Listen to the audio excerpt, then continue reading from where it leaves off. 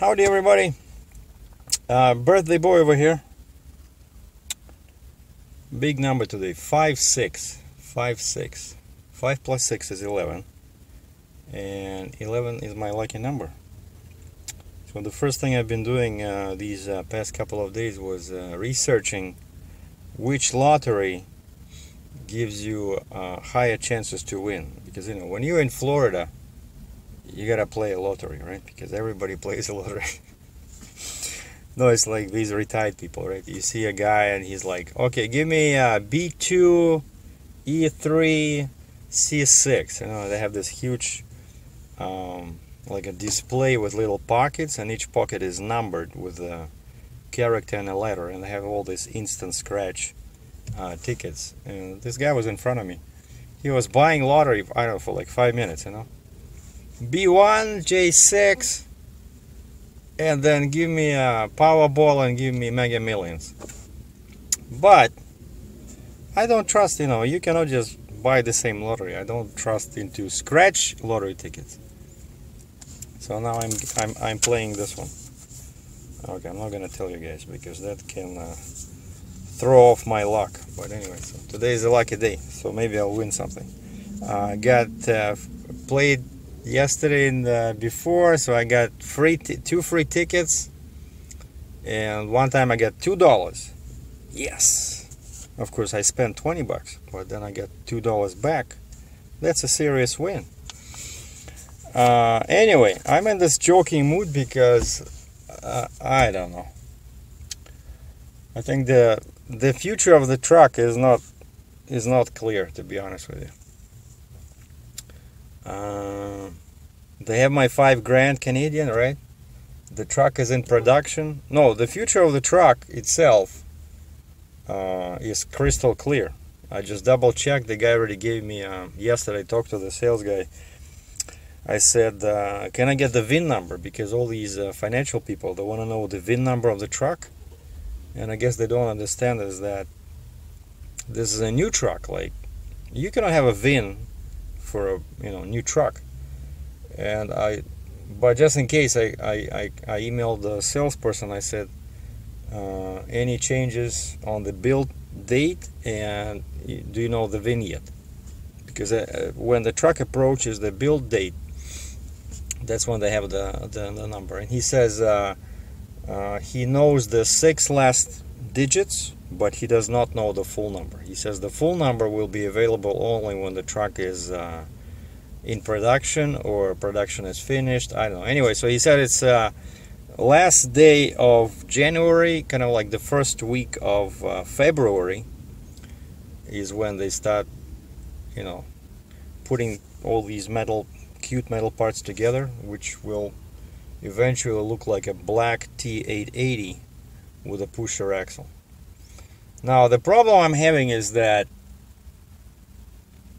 since I did not sell my truck like properly, right, I was kind of screwed for 13 grand, and I'm running short, you know, and I'm trying to find, I'm dealing with 2 brokers, whatever you call them, financial brokers, right?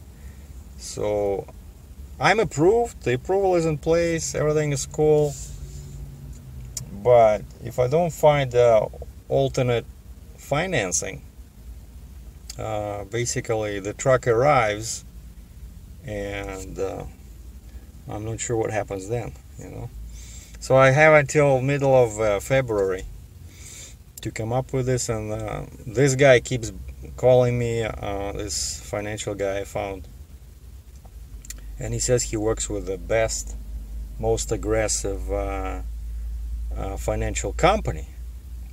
And I'm like, okay, financial company, what do you mean by financial company? Is it another broker, or is it a bank? Like, do they have their own money?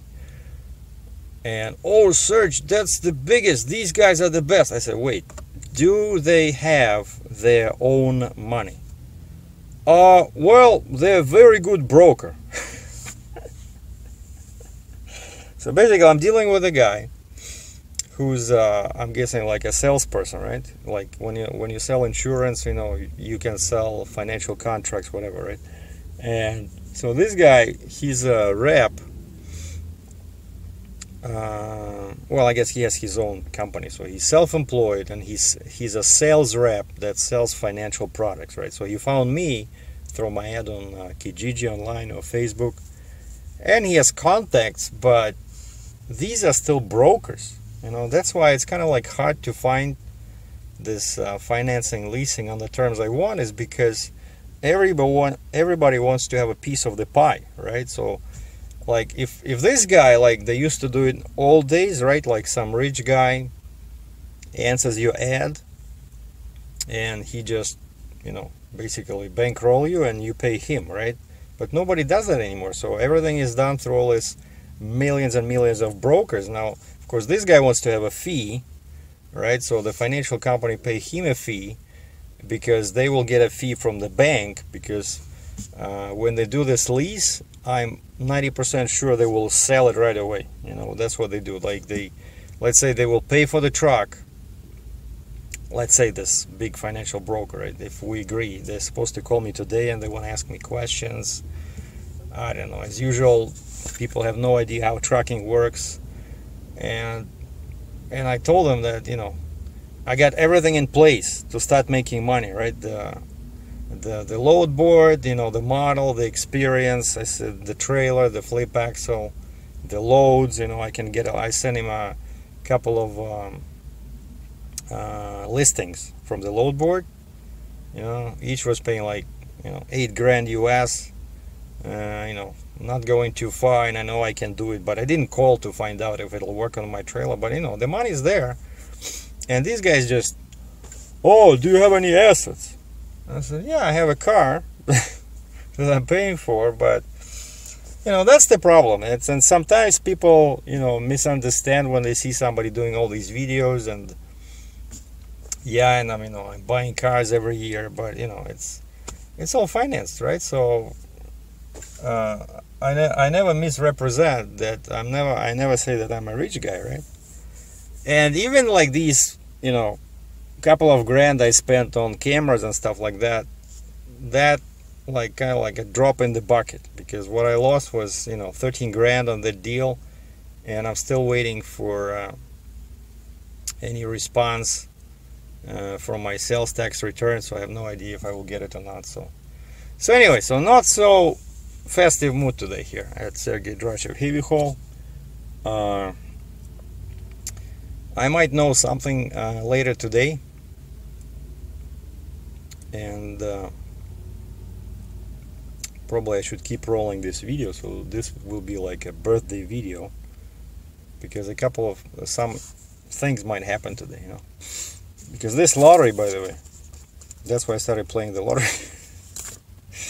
This lottery plays every day. That's another big plus of this one I found.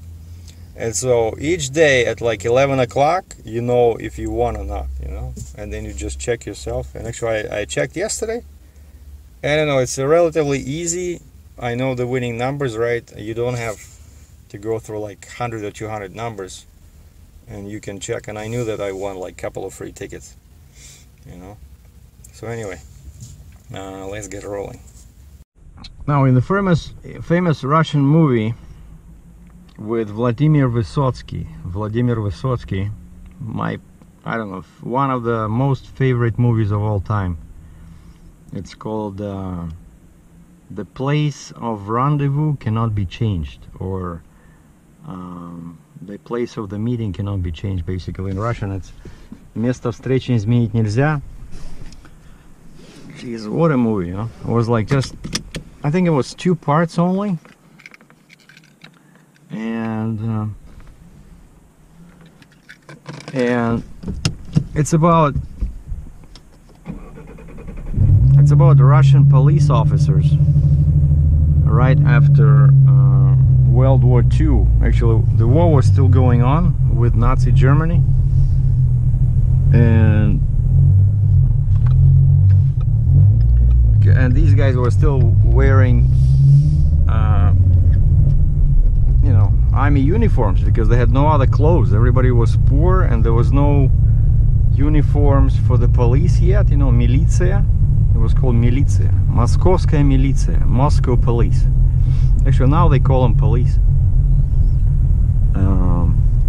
And so everybody's poor, and they're receiving coupons for food. You know, like in the military time, the government gives you coupons based on. What is this?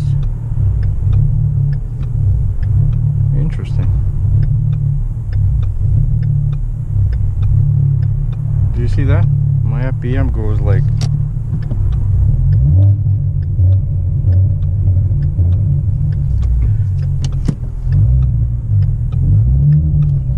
Let's go before I get. Something is with my car. I probably have to.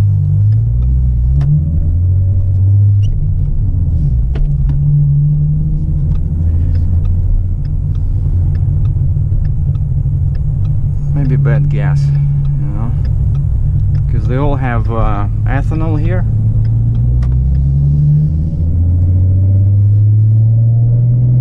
And I saw actually here, I saw a Wawa gas station, and they have ethanol-free gas.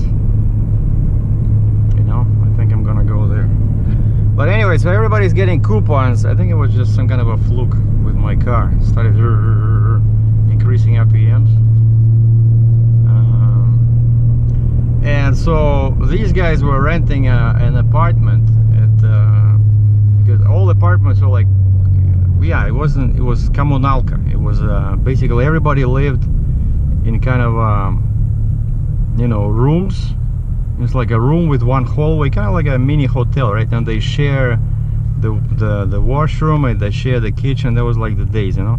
It's like a big commune. That was it's called communal apartments, you know.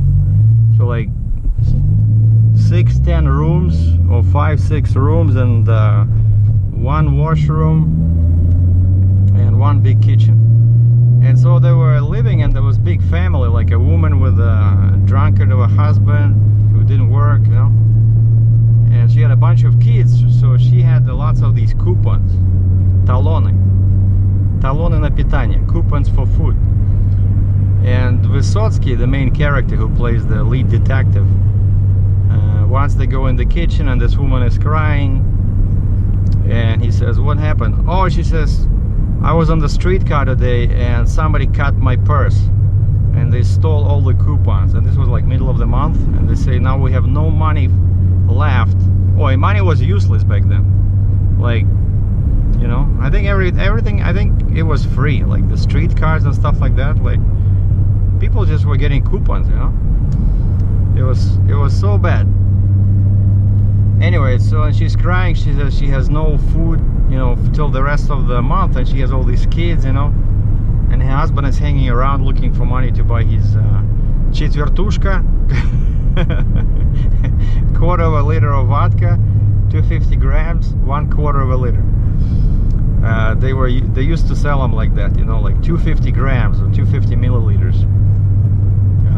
And she's crying, and Vysotsky, and he was also a singer, you know, he had his own music business going on. Anyway, so Vysotsky opens his pocket and just gets out all his coupons and asks his friend Sharapov for more coupons, and they gave them to this woman, and they said, please don't cry, we'll figure something, all right? And so then they have breakfast. She gives them some, you know, potatoes, you know, like whatever's cheap over there, right? That's what they ate.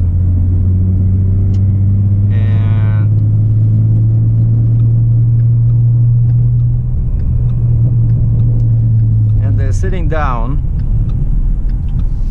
Oh shoot, it's not this one. And they're sitting down at the piano, and Vysotsky starts playing in their room, you know. And he says in Russian, да не переживай, Шарапов, придумается что-нибудь. And that's kind of like,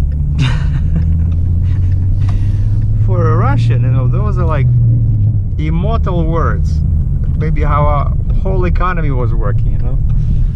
Basically, he was saying, don't worry, Sharapov, something will come up, or we'll think of something, you know. And that's basically, that's my mood this month, is that I'm planning for the worst, but I'm hoping for the best. So something will turn up. So for now it's still my birthday. I don't want it to be too gloomy of a video. And in the good news, I received what is this? I'm trying to, I forgot what that, I always go there at night. I'm trying to find a Starbucks somewhere here on the right side. And the good news is that Starbucks sent me they sent me an email saying that, you know, congratulations on your birthday. Drinks are on us. I'm not sure what kind of drinks they're talking about, but that's where I'm going to claim my free coffee and maybe like an oatmeal cookie or ginger cookie. I love that one, but you cannot eat too many of them. Like they all too much sugar, you know. No, I think they'll charge me for the cookie. It's only like one piece, one item, either food or a drink. So I'm just gonna get some.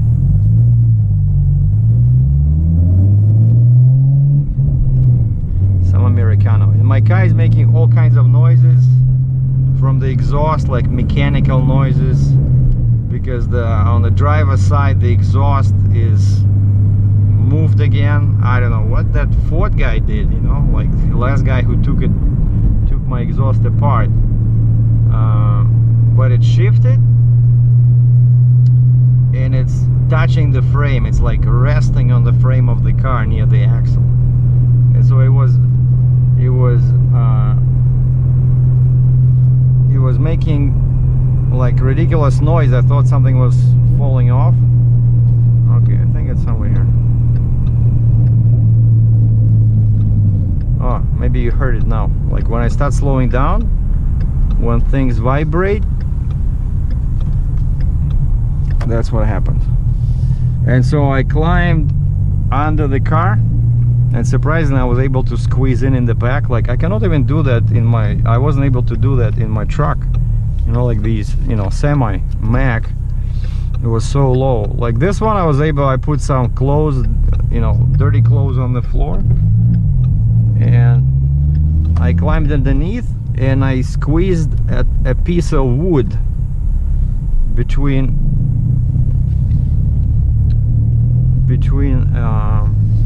a pipe and the frame, and surprisingly it still stays there. But now that wood is making worse noise, because it, like before it was metal on metal, right now it's you know, and it's like really screeching, you know how wood, if you start rubbing wood on a metal, you see, like now, I don't know if you guys can hear it, you like that sound.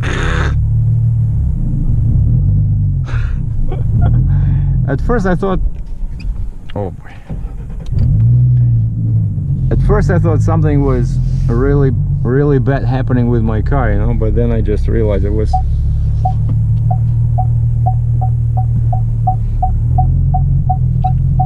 the exhaust.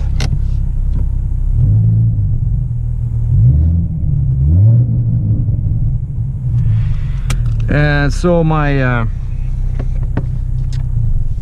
mufflers are still not here, so they said still arriving January 9th to January 13th. I thought I would get them, you know, maybe they'll come today, I don't know. But the progress on the Amazon still is, the progress bar is still stuck at ordered, you know, it's not shipped. Maybe it's somewhere close here, I don't know. You know, sometimes that's what they do when you choose free shipping, and they know that you're somewhere close, you know, and they just, this thing just sits in there in the warehouse, you know. And another thing I'm waiting for is my sticker. You know, that's serious. I paid online, and the rule is, you know, the sticker for my plate, my Ontario plate, the rule online is that, I mean the rule online, the rule with these stickers is that, I don't know, I forgot to buy it in Canada, you know, basically I had to go pay 120 bucks Canadian and they give you this tiny sticker. By the time I remembered, everything was closed till like, it was, you know, New Year, right? Everything was closed till January 2nd, and you know, I wanted to leave, and so I left like, what, 3 days before. But I mean, I'm not breaking any rules, because actually it expires today, but the sticker says January, and because I paid 9 days before the expiry, they give you a receipt that you can print out. It's on my computer, and that receipt is your proof that your plate is valid for 2 more weeks. Okay, so let's say if a cop stops me tomorrow and says, oh, it says January, what day, you know? But anyway, so it's still cool, but you know, I've been checking every day. I gave him the address of my hotel where to send the sticker. It's like a small, you know, envelope with a piece of paper inside, and I paid, and I chose an option for 2 years, not one. I paid 240 bucks Canadian online. Everything is approved, and the message said, if you don't get the sticker in 5 business days, call us, because maybe it was lost. But you know, I'm in the States, right? Usually mail here from Canada takes like 2 weeks, but now I found a UPS customer center, which is of course more, you know, more secure. So instead of sending it to a hotel where they, you know, they get a bunch of stuff, so now I'm gonna call them today. I'm gonna call Ministry of Transportation in Canada and ask them about this. If it's lost, I'll just give them my UPS customer center and ask them to, you know, send it to my attention, and this way I'll get it, and I'll just pay for, you know, express delivery. Oh, and then last thing I wanted to mention is that I called them last week, right? No, I called them like, I don't know, 10 days ago when I booked this appointment at the Dryline shops. And you know, there's no point in stopping now since I have all the parts, right? So might as well do it. And I was hoping to find something like 500 bucks repair. Now these guys, they're owned by the same guy who owns American Motorsports. So I found their website, I looked at reviews. It looks like these guys are really good, and they don't even deal with transmissions, right? So all they do is only drive shaft and differentials and axles. So this is a really specialized shop, and the guy quoted me 700 bucks. You know, I said, can we do 500 US, of course? And he says, well, I think you can probably find somebody for 500, but he says it's a lot of work. It'll take us whole day. So he says, I cannot do it for less than that. And you know, and that's why I decided I'm not gonna save money on this, because one guy commented, I just got an email from a fan, and he says he'd be afraid to do this big repair so far from home, because then you start driving, and if something happens, you have no recourse, right? Because they'll probably give me some warranty for the repair, I don't know, maybe like 90 days, 60 days, but when I'm driving to Canada, you know, it's just like a one shop, right? It's not like a chain of shops like a Ford dealer. But I left for the Ford, and so yeah, so I called these guys 1 week after that, after we made the appointment, because he told me, yeah, let's make it 11th, so that they're sure, so they put it on their board. And then I called them last week just to remind them, right? And he says, yeah, 2017 Ford Mustang, yeah, you're on the board. And finally I called him this morning. I said, guys, just calling to confirm I'm coming tomorrow. What's your vehicle, sir? Said, 2017 Ford Mustang. Yeah, you cool, we're waiting for you. I said, what time shall I be there? He says, 8 o'clock. I said, cool, I'll be there at 8. And so that's my big plan for tomorrow. So big upgrade. We'll definitely post a video before and after. And I'm a bit concerned about the RPM thing. Never happened before. But normally, usually that's fuel. You know, that's maybe some water and fuel. It started fine in the morning. I drove to that 7-Eleven, right? And then at 7-Eleven it started doing that. But you see, then it stopped, right? It wasn't jerking as I was driving. think it's, yeah, where did I buy gas last time? I don't remember. But I remember it was a bit too much, because I'm buying 93, because I have a tune for 93. Maybe I'll switch to 91, but 91 actually is not that easy to find. All I see is, I think I see 87, 89, and 93, you know? There's no 91. Oh, but I'm gonna try this Wawa thing right next to my hotel. It's more money. It says no ethanol. It's like a premium price, kind of like $3 per gallon, whereas regular gas is like $2.45 to whatever, $2.25, you know. But I hate that ethanol. And so yeah, today is the birthday. Today I'm relaxing, but I still want to do. Yesterday I started doing my IFTA. That stupid thing, you know, where you go between state lines, and you write down your mileage. And so I had this 10 pages of miles, right? And then I had to calculate how many miles or kilometers, actually in my case, I did in every state, every province. And now I have a bunch of fuel receipts. I have to calculate how many liters and gallons of fuel I purchased. But there's only 2 pieces of paper you have to fill out. It looks so simple, but then you start looking at what they want in those columns, and it's like a lot of calculations, you know. And so yesterday I only finished with my mileage in each state. Now I need to break all my fuel receipts by state and then add them all together, because they need the total number as well, not just for each state how much fuel you bought, but the entire thing, how much you did in this three months. And then, you know, they will tell me that calculation when I fill out everything. It will tell me if I owe money or if they owe me money, you know, the fuel tax, right? So if they owe me money, I can get, I don't know, $50, $100 back. If I owe them money, it can be the same $100, $200 I have to pay them, you know. Which, again, I'm not sure how I'm gonna do, since I don't have a bank account in here. I don't think they take debit or credit. But that one I'll worry later, because that one, this IFTA thing, the deadline is the last day of January. And today is only January 10th, so I'll figure something out. So anyway, so vacationing life continues. Just going to get my free coffee. Thanks to everybody for congratulations. Like, I'm keeping my nose up and hoping for the best, and hopefully in February I'll be able to show you guys my new truck.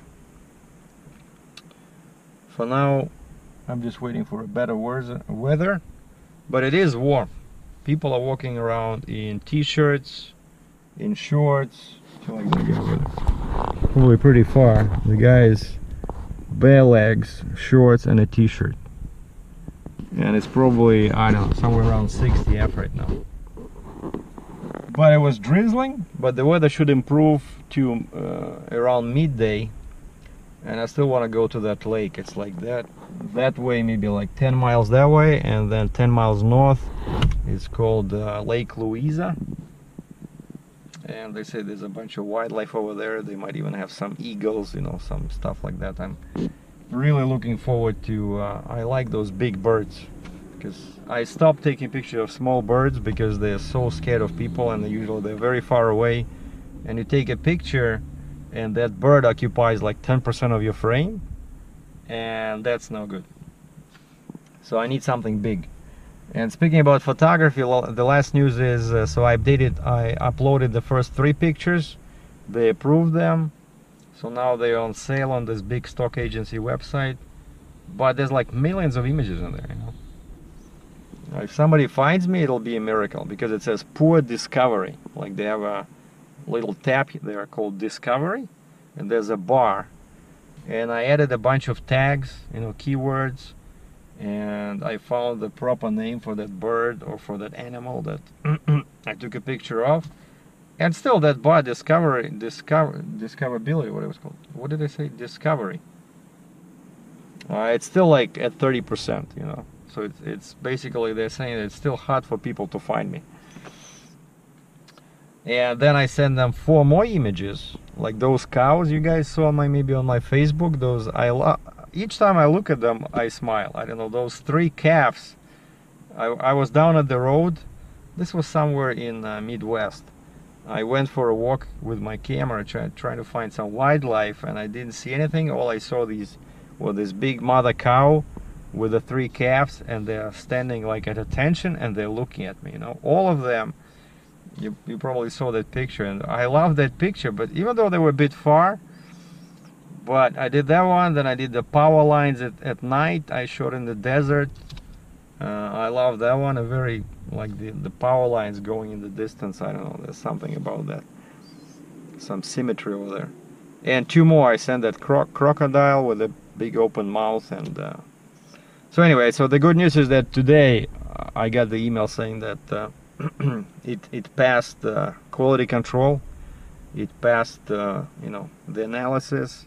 So now I just need to add tags. So now I'll have 7 pictures over there. But I read some forums, and they were saying that to start making sales, it's all about numbers. And they're saying that when you're dealing with stock agencies, you should have like 1,000 of images before you'll see any results, because you know it's like a lottery, right?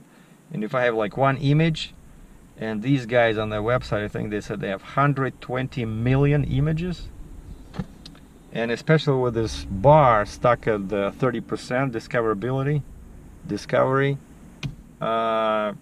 So for now it's just a hobby, right? But hopefully I can make some money with it. So anyway, again, thanks for congratulations. From Florida, Captain SERGEI out. Take care.